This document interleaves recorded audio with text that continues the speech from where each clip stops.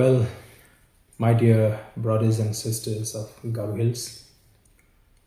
with a deep sense of responsibility and with a heavy heart, I would like to convey this message to each and every one of you. First and foremost, I would like to say that we stand in solidarity with you in your fight for the preservation and protection of your culture, your traditions, your land, and your practices. Secondly,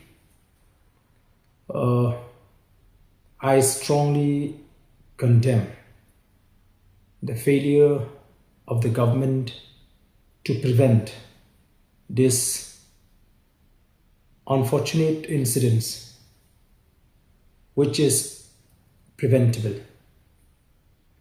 Indeed, I had raised this matter in the assembly during the budget session, where I had made a mention and questioned the leadership of the MDA government when they openly gave a statement that we cannot stop the non-tribal from participating and contesting the MDC election in Garo Hills. I had made a mention in my submission that this careless and irresponsible statement will have a very serious implication, and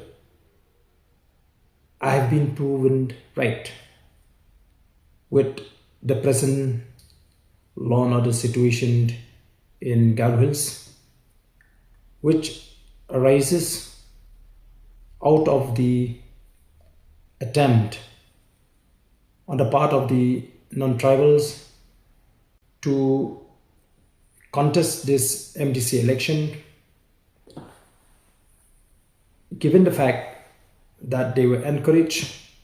by these kind of statements made by the leadership in the MDA government. I would also like to remind each one of us that Meghalaya is a tribal state, and before we attain statehood, our leaders in the past had fought relentlessly to get a special protection and a special provision in the form of the 6th schedule to be incorporated in the Constitution of India. I had been saying this, and I will say it now, that the 6th schedule is not a free gift of the government of India to us. It was the result of the unwavering resolve, struggle and sacrifices, and after an intense deliberation and counter arguments made by our leaders in the Constituent Assembly, which has culminated in the inclusion of the 6th schedule into the Constitution of India. So therefore, as the children of the soil, we need to understand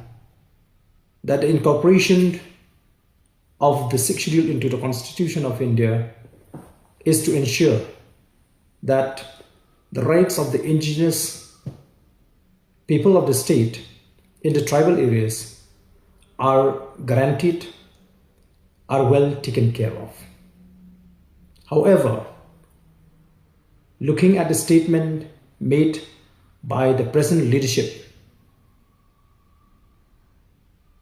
I will not be hesitated to say that they have the least concern for the interest of the tribal people.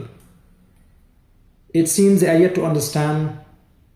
the struggle made by our leaders in the past and the sentiments of the present generation. Therefore, I feel that as an indigenous people of the state, we must come together and fight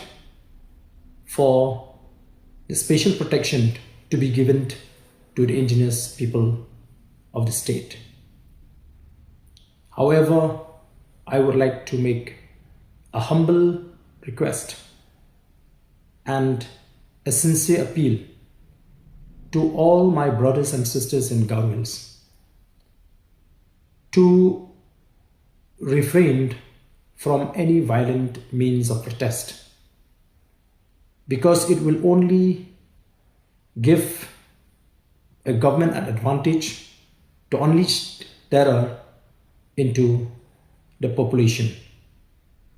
So therefore, let us take this fight through a non-violence means where we can undertake many other agitational programs in a peaceful manner. So with these few words,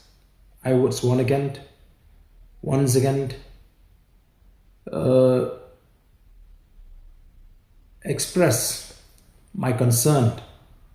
and support on behalf of the Voice of the People Party to